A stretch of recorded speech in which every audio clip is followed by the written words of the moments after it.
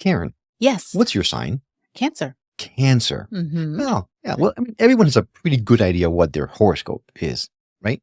Yes, And- but honestly, I'm surprised you asked me. Well, I know, but it's for effect. Yes, Of that's course. true. And almost everyone knows just what their sun sign is too, right? Mhm. Like the whole world pretty much knows what they are in terms of their sun sign. Pretty much, yeah. Now, for the most part, it can often give a good thumbnail into someone's general personality, right? I think so. But what if I told you that modern day astrology may not be as accurate as a lot of people are touting? See, you know me in astrology. Yeah. In fact, what if I told you that most of Western tropical astrology doesn't even use the visible sky in their calculations? Wow. What if there was a better way of using the stars to help explain you and guide your path forward without relying on the typical astrological system? You're asking me so many questions. I know, because I figure you're just going to answer them all at one time, right? Yes. Well, this is what this episode's all about. Get ready to learn everything you need to know about sidereal astrology. God, I hope I said that right. We'll find out. My name is Will. And I'm Karen. And unlike Mulder and Scully, we both want to believe. so we've embarked on a journey of discovery. We've talked to people deeply entrenched in the spiritual and metaphysical world. We've thrown ourselves into weird and wonderful experiences. I even joined a coven of witches. And wait, you joined a coven? Yep, all in the interest of finding something Anything. that will prove that there's something beyond this physical, three-dimensional world we all live in. This is the Skeptic Metaphysicians.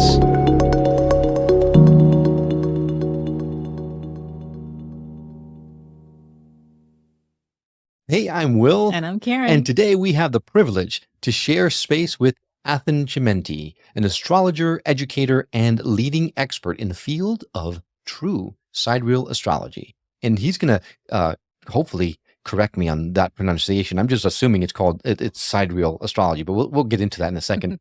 Now, Athen's dedicated his life to spreading the word about true sidereal astrology and its power in bringing clarity and direction to people's lives. With over 5,000 individuals from around the world benefiting from his readings, Athen has proven his expertise in helping others gain a deeper understanding of themselves and their journey. His unique approach, using the actual constellations in the sky instead of the commonly used tropical astrology system, sets him apart as a true pioneer in his field, and his passion for teaching has also led him to train more than 100 aspiring astrologers, guiding them towards becoming professionals in the field themselves. In a world filled with uncertainty, Athen's teachings provide a much-needed sense of clarity and direction. He understands the importance of aligning oneself with the natural movements of the sky and the impact these celestial energies can have on our lives. Whether you're new to astrology or have been studying it for years, his insights are going to undoubtedly provide you with a fresh perspective, so get ready to delve into the fascinating realm of true sidereal astrology. Welcome to the show, Athen. Hey guys, thanks so much for having me on. It's a pleasure. The pleasure is ours, and first and foremost, I've got to ask, how much did I butcher the name of that astrology? Is it sidereal astrology? Did I say it correctly? Well, I've actually heard it pronounced a bunch of different ways. I actually don't know what the proper way is. I say sidereal. That's the way I say it, but sidereal works, and I hear plenty use it that way as well. Yeah. Yeah. I was not close at all. Oh, sidereal sounds so much better. Yeah, it does. It does. Oh my gosh. I'm not embarrassed at all, Athen. It wouldn't be so bad if I hadn't said it like 12 times That's in that how you introduction. pronounce it, right? Sidereal. Right. Well, let's get right to the very beginning of the whole thing, because sidereal astrology is different than regular astrology. How? How is it different? How is it beneficial to use it more so than the current method of using astrology? Right. So this really comes down to whether you're from the West or the East. So in the West, our typical astrology is essentially what's called tropical astrology. And this is where they use the seasons essentially for determining the signs. And that's why every spring equinox, it starts Aries, and it stays that way consistently every year. It doesn't change so much. So the sidereal system is different in that tropical doesn't actually use the visible sky. Okay, so it did about 2,000 years ago. And at that time, the seasons matched up with the sky. So when it was the spring equinox, it was 0 degrees Aries, right? And so that was where you would go. And if someone was born during the spring equinox, you would go up, you'd see the sun literally at the beginning of Aries. But we have this thing with the Earth called precession, which is a very slow wobble of the Earth, at least that's what's proposed by modern scientists, that actually causes the sun to not come back to the same exact spot every year. Now, this is very, very subtle, and it only changes about 1 degree every 72 years. 1 degree every 72 years. There's 360 degrees in a circle, so in the sky, in the zodiac that we use. But it's been 2,000 years. So, since it was the sky with the seasons. And so here we are almost, and in some cases, 2 signs away from where things are visibly and the seasons. And so in the regular astrology in the West, or tropical astrology, the season-based astrology, they might say that you're a sun in Aries, but you're actually a sun in Pisces, in sidereal, or in the sky. And if you were to look up at the sky when someone was born here in the West, you would literally see the sun in Pisces. So most people aren't aware of this. And I think in the West, we would just naturally assume that astrology says you're a sun in Aries, and that's where the sun was when you were born. So is your sign what you are when you were born? Does that You're stay born that during way? It does. So whatever the snapshot was of the sky when you were born, that definitely stays that way. Yeah. So after 72 But, years, it wouldn't be a different yeah. sign. No, because you'll always be your birth chart. But someone else born at the same time you were born, 72 years later, will be 1 degree different than your sun sign. So your birth chart applies to you as a person for your whole life, the snapshot when you were born. But of course, if you're comparing that snapshot with another snapshot 72 years later, that would be a 1 degree difference. Okay, so then the modern astrology, or the tropical astrology, the astrology that we're using right now to tell whether or not to go outside the house in a given day, the horoscope, right? Right now, it's saying that I am a Gemini sun sign. However, with sidereal astrology, it turns out, you ready for this, Karen? Because I pulled my chart. Oh boy. I have sun in Virgo. No. I have sun in Taurus. Sorry, I'm incorrect. I'm sun in Taurus. Oh. Athen. It hasn't been 72 years since I was born. So how could it be so different from what? Are you saying that tropical astrology took my sun sign to be Gemini 2,000 years ago, and it just hasn't kept up with it as we've gone? No, they're very aware. Tropical astrologers are very aware that they're using a season-based system. It's just that they prefer to use the seasons. Now, there's all kinds of conspiracies or theories or perspectives as to why we still use tropical. But no, tropical astrologers are very aware that your sun sign is not where the sun actually was when you were born. And so, if you were born 2,000 years ago, you would be a sun in Gemini. If you were born on that day, the Gregorian calendar day at that time. But yeah, now the sun will continue to be there for hundreds of years, even possibly thousands. It's just that most would think that that's where it is in the sky, but it isn't. It isn't really. And I'm not saying that tropical isn't accurate, because again, it's basically saying that you were born during the season of Gemini. It goes without saying that we would also believe that if you're born during a certain time of the year, you're going to exhibit certain qualities.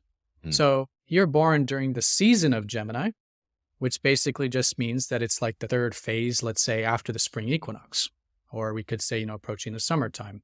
And so you're going to exhibit those qualities. So it's basically like taking the zodiac wheel, which we might consider the wheel of life, and that wheel of life can be seen through anything.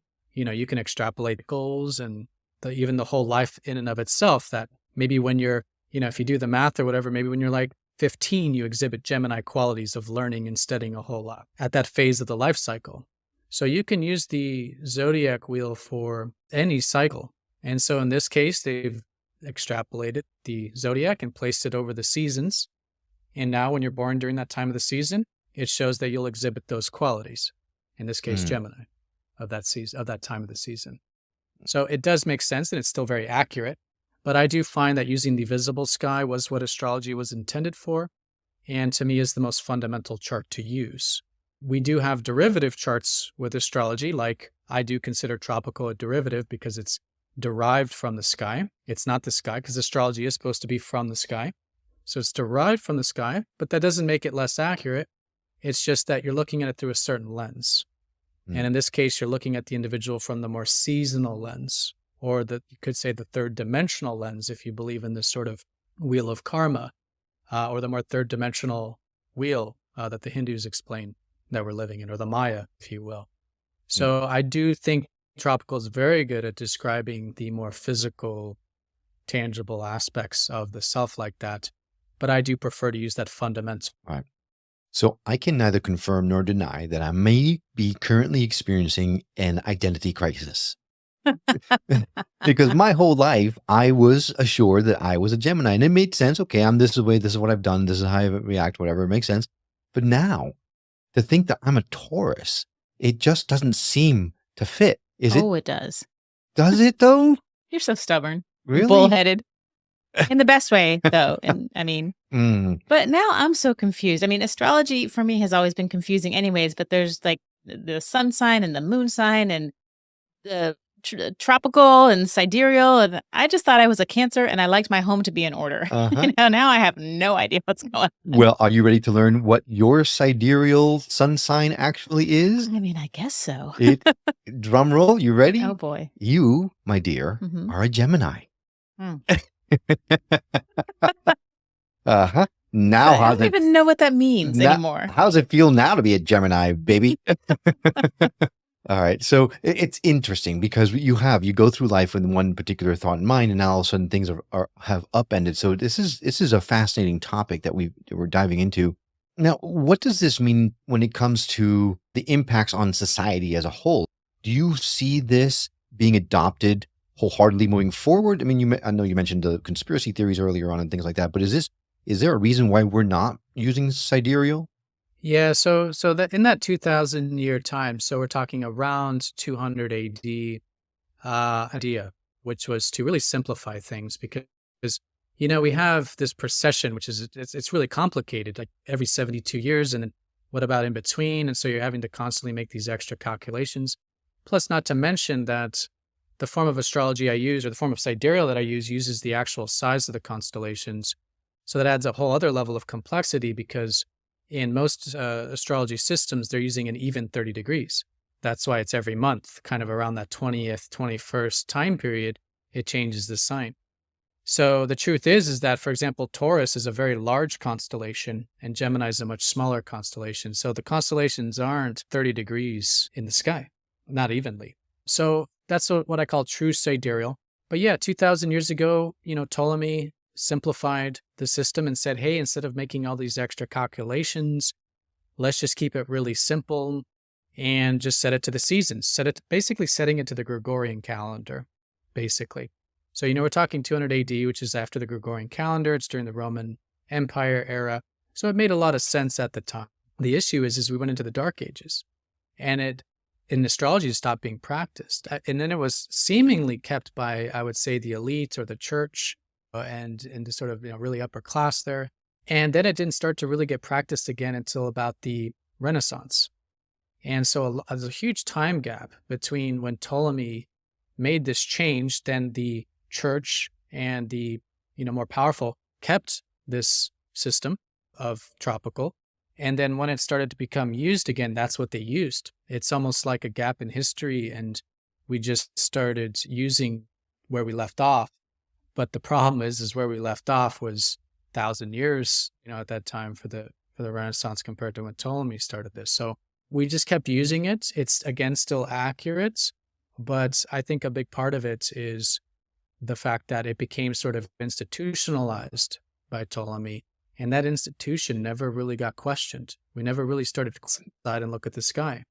Because another big thing is that we were, stuck in cities, and we didn't really go out and look at the sky like we did for 2,000, but even more, 4,000, 5,000, 10,000 years ago when we first started using astrology by into the sky and emotions, whatever, the periodicals, the mainstream, says it, and we kind of go with it. But recently, we've had technology, particularly these cell phones, which is the ability, and this is when it really struck me, to hold up this app like a planetarium and see exactly where everything is in the sky. I don't know if you guys have used that, but I was just looking at a full moon one day and, it was supposed to be, funny enough, it was supposed to be in Gemini.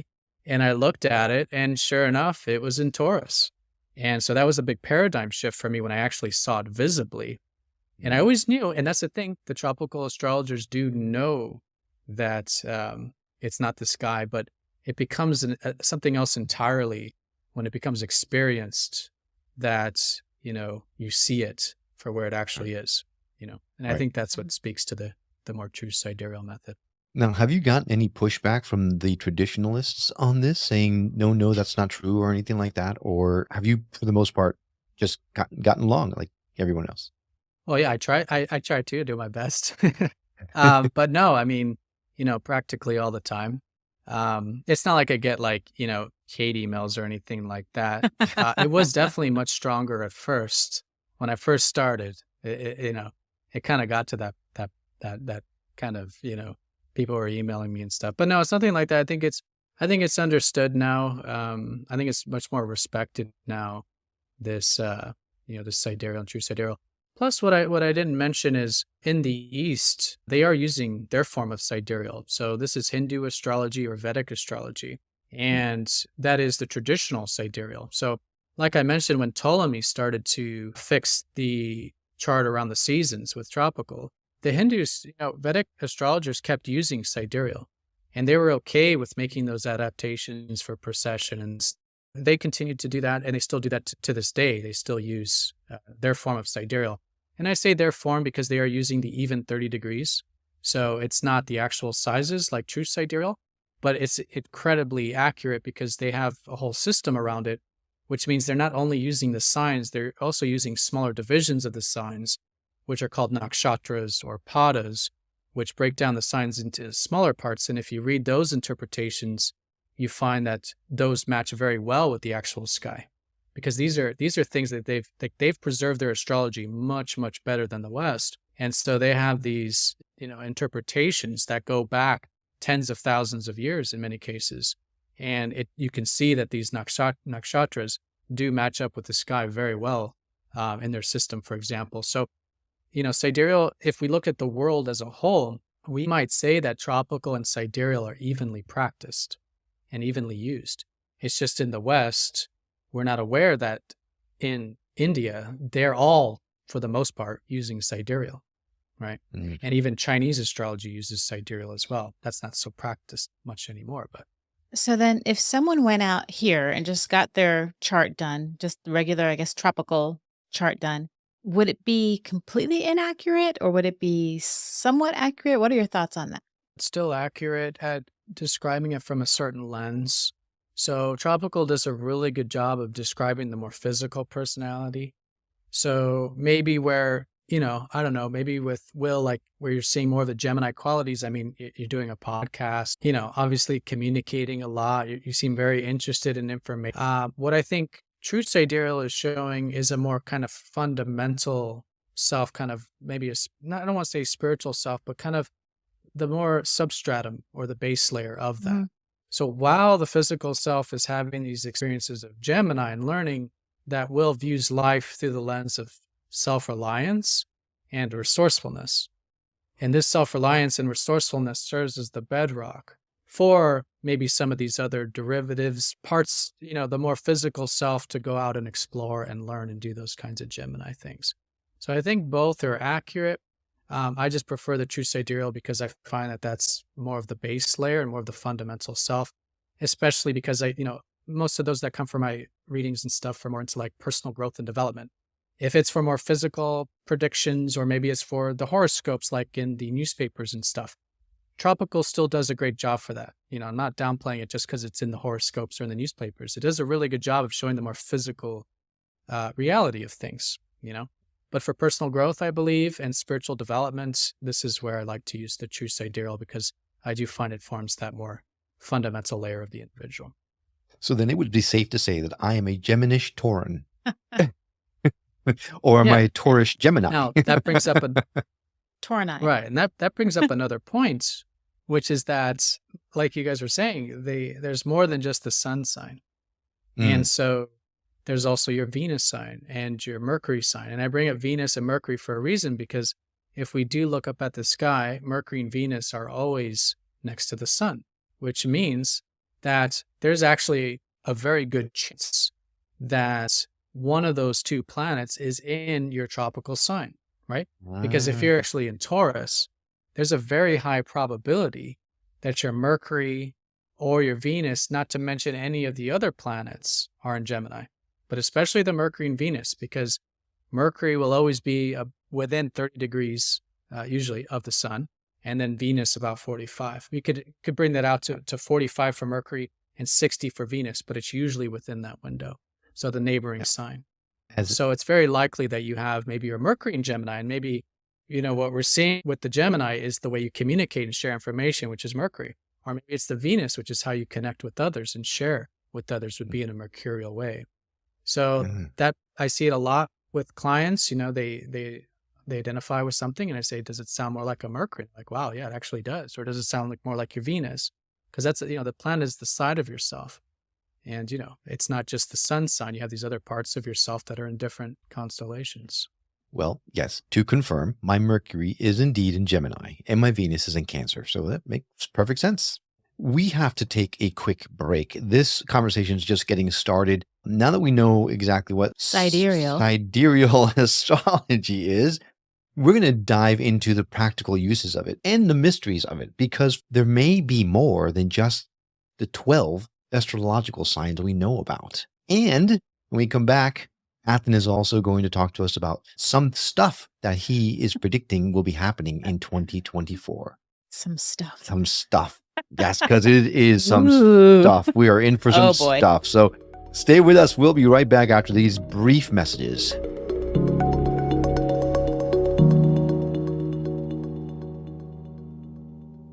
Welcome back to the Skeptic Metaphysicians. We're talking to Athen Chimenti, who is a sidereal astrologist, and he is changing our perspective as to who we think we actually are. I've learned that I'm a lot more stubborn than I thought, for one thing, and Karen's a lot more flighty than she thought. So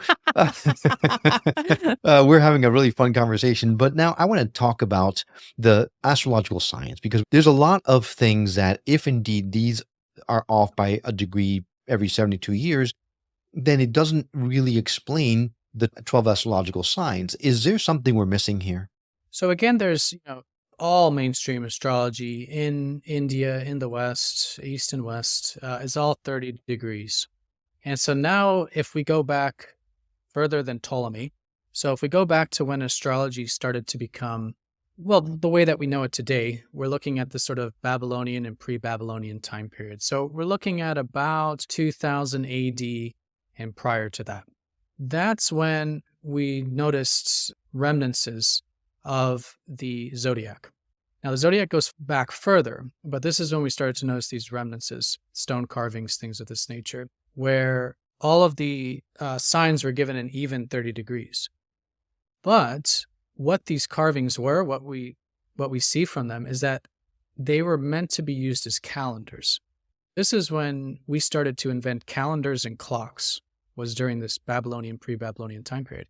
And of course, we would use astrology for this. I mean, it is the only clock that is in nature, the movement of the planets. So they made them into 30 degrees, and I think for very good reason, because how are you going to have a calendar or a clock that 1 o'clock is larger than 2 o'clock? So obviously, you're going to have an even division. Along with that there's 12. Now, there is actually 12 parts of the sky in terms of the constellations, but there is a 13th constellation that was removed during the pre-Babylonian time period called a Fucus. This is the same part of the sky as Scorpio. So for those of you familiar with Scorpio, it's this very, very similar energy. So it's about depth, it's about transformation, it's about healing, all that deeper energy of Scorpio. However, it shares the same part of the sky as Scorpio, so it's still the 8th part of the sky. And so it makes total sense why they would just lump it in with Scorpio, because the 8th part of the sky deals with all this stuff, transformation and healing and depth and all this. Okay. But if you want to use it, it does give us a lot of extra insight, because it is an actual constellation, and by definition, it is an actual zodiac sign, because by definition, zodiac means a constellation that passes through the ecliptic.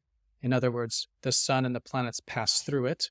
Aries now is above the ecliptic, but when it was first created, it was part of the ecliptic. And that speaks to those of you who are Aries being very independent and stuff anyways. But by definition, a zodiac sign is a constellation that passes through the ecliptic, which a fucus does. Okay, so a fucus is a person, the constellation is a person wielding a serpent, holding a serpent, and it's standing on top of Scorpio, and the leg passes through the ecliptic. Now, what's very interesting about this is that where the leg stands on top of Scorpio is the center of the galaxy, the galactic center. And this is a very energetic part of the sky. And for those of you who've seen it in the sky, you can see how energetic it is. It's basically all the concentration of light and energy and stars that are between us and the middle of the Milky Way, between us in the middle, which is just a ton of stars and a ton of energy. And so when planets pass through there, astrologically, we find a lot of transformation, a lot of this sort of death and rebirth theme. Again, very symbolic of Scorpio. But a fucus coming after Scorpio is taking the deeper energy of Scorpio and what we might say working with it, doing something with it. The archetype of a fucus is the healer, the serpent bearer. But if you look at the serpents in ancient, mythology or just in ancient symbolism, the serpent has always been associated with healing. And so it's this symbol of wielding the healing energies, wielding the deeper energies, the serpent, the parts of ourselves that are more instinctual, the parts of ourselves that are the more animalistic, the parts of ourselves that as humans we don't like, we shun away, we push away, we exile. And if we go to more modern day psychology, like Jungian psychology, for example, we find that this serpent really represents the shadow. It's the part of the self that we've pushed away, exiled. We don't want to be that. We don't value that. It's not positive, whatever. We push it to the unconscious. The ego will not be this. If the ego is not something, then all this stuff gets subjugated to the unconscious, because the truth is we're the whole spectrum of life, and that energy has to go somewhere. So this is the shadow work, I would say, is probably the best way of thinking about a fucus. It's being aware of the deeper energy, which Scorpio helps us do, but it takes us one step further and helps us actually embrace and accept, wield those serpentine, those instinctual, those exiled parts of ourselves. So this is where we really get into the shadow work with the chart. Where a fucus is in your chart represents where you can do healing, where this transformation can occur, where you can help others heal as well. So it's a very powerful thing that unfortunately has been removed, from mainstream astrology on both sides, East and the West, that I think provides a lot of value, especially, again, for those into personal development and growth. Now, I'm looking at both Karen and Mai's chart, and nowhere on there do I see anything that says a fucus. Is it something that you can't be a fucus? You can't be like a Gemini? I'm an fucus. Well, you cannot have any planets there. Someone with like their sun in a fucus is going to exhibit very strong, a fucus qualities. Someone with their moon there, a personal planet, is going to exhibit a lot of those qualities. But a fucus has to be somewhere in the chart itself. And so if you're looking at the chart now, you can identify it as the black, smaller constellation. So you'll see all the constellations on the outer ring. A fucus is the smaller black one, comes right after Scorpio. And whatever house that's in, you probably don't have any planets there because it's small and it's just less probability is all. It'll be in a house. And so if you let me know what house that is, I could tell you where that healing would take place. Wow, this is so complicated. Yeah. I'm like signs and now there's houses. Holy moly. Yeah. 3 components of astrology: houses, planets, signs. Yeah. What I tell my students is you don't have to incorporate all of this. You can just look at the signs. You can just look at the houses. You can just look at your sun sign. You can just look at your moon sign. We're already terribly complex creatures. There's no other human that's going to be able to go in and fully analyze somebody or fully understand somebody or whatever. So I like to think of it as more inclusive.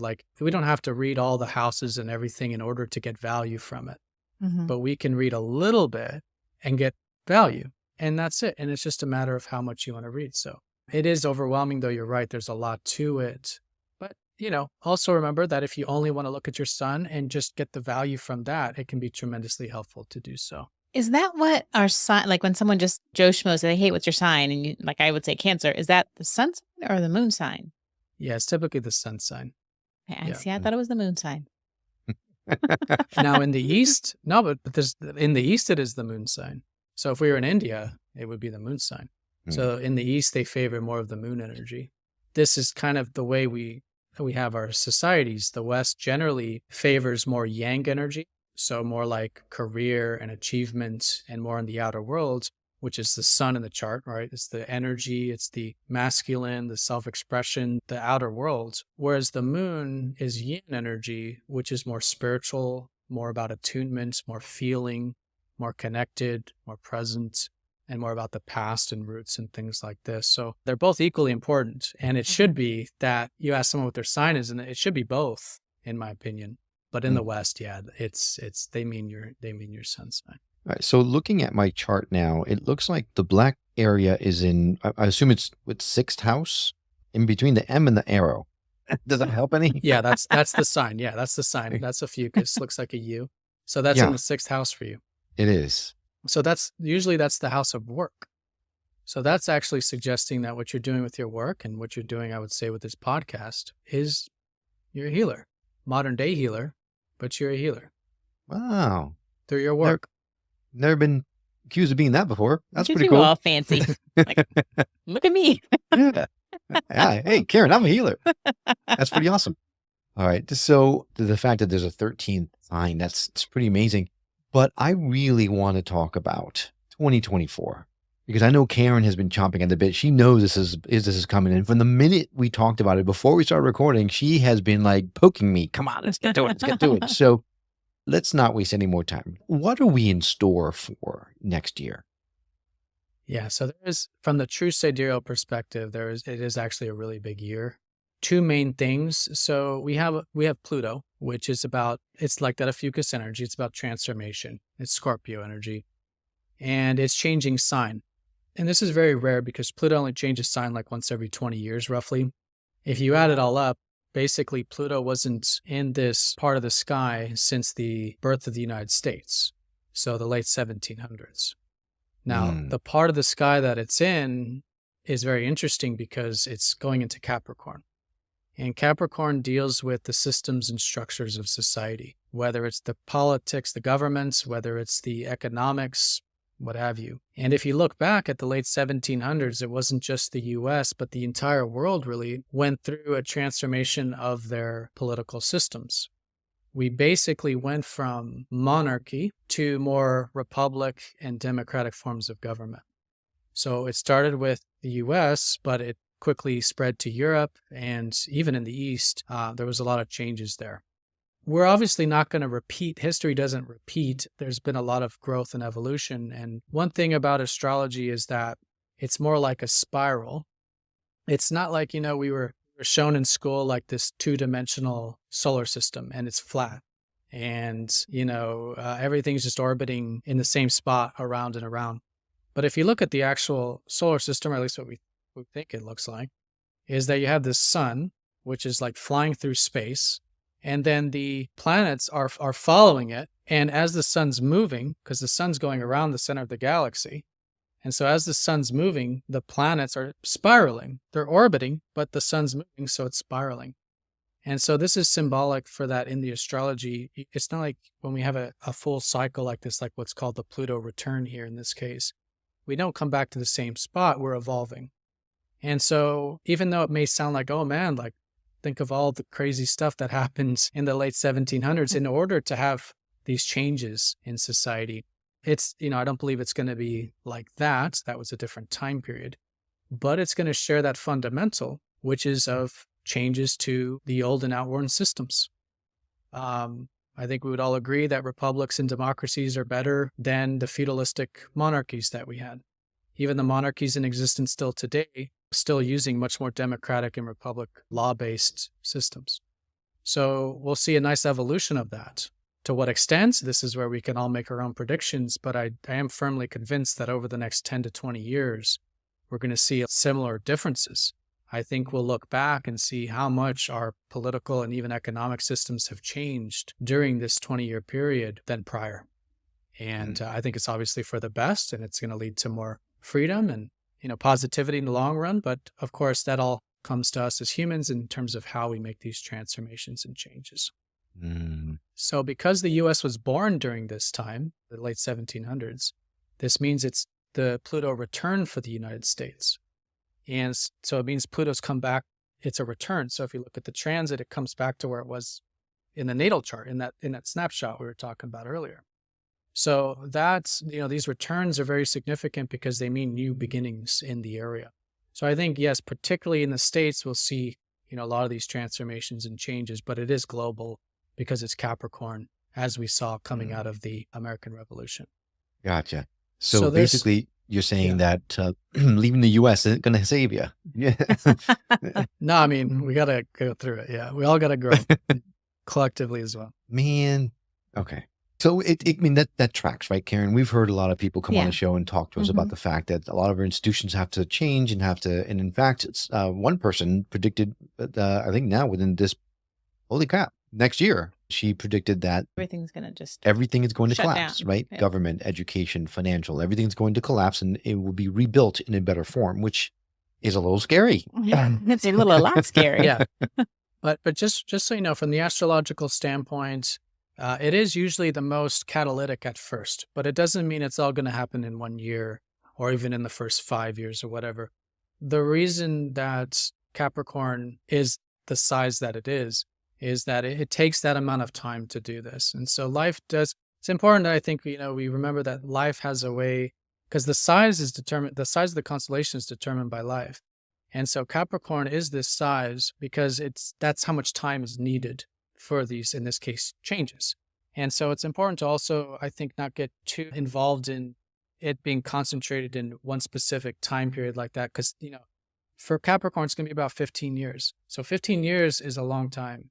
It's nothing to rush, and it's a process. And even though I think we are going to start to see the beginnings of it next year, it doesn't mean it's going to be all at once or it's going to be super intense to where we can't handle it or anything like that. So I would say from an astrological standpoint, I think it's good to keep that in mind too, that yes, for sure, I agree that it's the beginning of it for sure, and it could be quite catalytic, but it's not all going to happen in 1 year, for example. The astrology is showing us that it's a process and it's a very long one. So basically like the frog in the boiling water that just, you put the frog in the water and slowly heat it up, and before you know it, the thing is boiled to death. But, I mean, that's kind if of you want to use that negative. analogy, yeah. But basically. Wow. Right. Okay. All right. Yeah. Is there anything else that we need to be on lookout? Anything else that you feel is coming? Yeah. So I do think it's going to be particularly economic. And that's because the Capricorn is already the structures. But when we're doing astrology, we also want to look at what the other planets are doing and do our best to kind of read everything holistically, right? We don't want to take one transit and isolate it from the rest of the chart or the rest of the sky. So another significant one is that Uranus, which is the planet of revolutionary change and innovation and technology, is going into Taurus. Now, Taurus as a sign collectively deals with resources, and we could say the financial and economic systems. Now, it's not just that. It also rules like agriculture and more like becoming more self-reliant as individuals as well. It rules food and nutrition. But speaking in terms of like this more kind of Pluto political structures, yeah, I do think it is going to really start to revolutionize what we consider value. So money, resources, things of this nature. And it's going to do it in the Uranus way, which is through technology and stuff. So I do believe that probably next year. So the dates with this is probably around the May time, April, May. This one is a little more precise because it's a little bit of a faster planet. It's actually Jupiter and Uranus who are going in there. They're going to have a conjunction next to each other in May. And so this is really starting what I think is revolution energy and change energy in the financial system. So I do see it probably going both ways. I think governments are probably going to adopt central bank digital currencies. We're already seeing that in the works, but I think next year is probably the springtime is when we're going to start to see that get ushered through. And then personally as well, perhaps people starting to adopt things like cryptocurrencies or maybe become more involved with barter and trade. Basically taking what we already think is valuable and how we exchange value and starting to revolutionize that. And we're going to see that again, both, I think, in the governments, but also within individuals as well. lots of changes, all for the good. So I'm excited to see what the future holds, while at the same time holding in my stomach and hoping that it doesn't make it uncomfortable. But of course, we all know that any change is uncomfortable. So you just have to get used to the fact that change is uncomfortable. And at the end of the day, it always is for a better good. So, And it's going to happen whether you want it or not. exactly. So, Athen, this has been fantastic. I know that people can go on your website and pull their own charts and things like that, but then also you can give them a much more in-depth reading than what they can get on their own. So if someone wanted to reach out to you to connect and to dive deeper into sidereal astrology, what's the best way for them to do that? Yeah, so the best is what you were doing, which is just go pull up your chart. And, it's absolutely free. There's a chart calculator there. Just type in your birth details and you'll see the sky when you were born. If you do want to take it further, there's a report that I really recommend. So I'll give your listeners a 50% discount on the report. Wow. Okay. So, but start, just check out, there's even a little mini report. Go ahead and start with just looking at your chart. Read the little mini report that comes along with that. And then if you want the full report, I do recommend it because it's a full 15-page printouts of all those other signs and things. So all this houses and complicated stuff, it distills it into a nice, easy to read, form there. So that's great. And of course, there's videos on the website. There's articles. There's courses for those that want to learn astrology. So it's all there, masteringthezodiac.com. Oh, that's incredibly gracious of you. Yes, and our audience and I will certainly appreciate that. And I am so appreciative of you, because if it was up to me to look up the stuff, forget it. I would crawl in a little hole and just give up because it's so complicated. No doubt about it. Well, we're going to definitely add a link directly in our show notes to your website, skepticmetaphysician.com. Go to his episode page. You'll see the link laid in directly there, as well as to the social media platforms you can connect with him on. Athen, this has been fascinating, and the time has flown by for me. So really appreciate you coming on and giving us a peek into a different way of looking at our astrological signs. This is going to be interesting moving forward, my Gemini wife. I know. I got some ideas. We'll talk about it offline. All right. Thank you so much, guys. It's been a great pleasure. I really Thank appreciate you. it. Likewise. And a huge thank you to you. We'd love for you to contribute by sending us a voicemail or an email from our website, or leave us a review on Apple Podcasts or any other podcasting platform that supports them. Karen and I love hearing from those that are moved to message us. It truly does fuel our passion. You are the reason we do this show, and knowing what you like and don't like help us craft the very best show we can, so that we can help raise the vibration of the planet together. Well, that's all for now. We will see you on the next episode of The Skeptic Metaphysician. Until then, take care.